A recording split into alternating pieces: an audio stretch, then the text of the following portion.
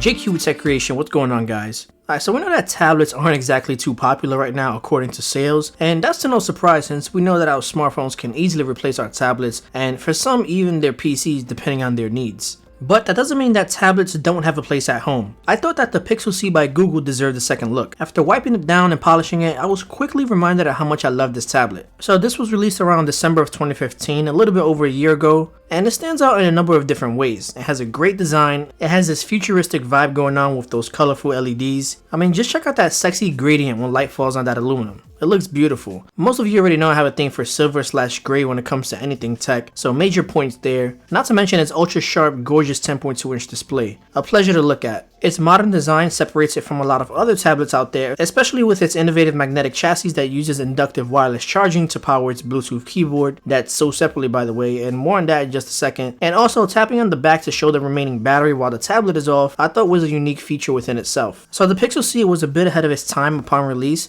being one of the very few devices to ship with a USB Type-C port. And 1 year later, it gets along with most of your current devices at home right now, your smartphones, your hard drives, including Apple's latest 2016 MacBook Pro with Touch Bar. And if you want to combine that with the fact that you'll always get the newest version of Android right out the oven from Google, then it's certainly a future-proof tablet in that regard, and one that doesn't get the attention it deserves. So where does a tablet fit in nowadays in 2017? I'd say quite comfortably despite what the market says. So for example, for the times where you don't want to be interrupted by phone calls or text messages, or maybe your phone is just in the other room charging, or maybe your laptop is just busy processing something and you need something compact to get the work done, and a device that's not going to consume too much battery over several hours, then that's where a device like the Pixel C chimes in. When you transform it with the keyboard, it makes it one of the very few tablets that achieves that netbook feel without actually feeling like a tablet, if that makes sense. Although the keyboard could have been a little longer, as my fingers glide across the keys comfortably, your brain will quickly forget that it's a tablet, and it's pretty much only one USB C dongle away from basically becoming a budget laptop. It's been a perfect tool as of late for scripting my videos and doing light researching, so I highly recommend it if that's your goal. So another way that the Pixel C fits in your home is to take advantage of its magnets by basically attaching it to your fridge and making a smart fridge. A couple of ideas would be to maybe check the weather during your morning cup of coffee, or just pair up your favorite Bluetooth speaker to create a refrigerated jukebox, or maybe just even for recipes. That makes a lot of sense. Another way to keep the dying tablet relevant in this day and age is if you want to get that smart home feel,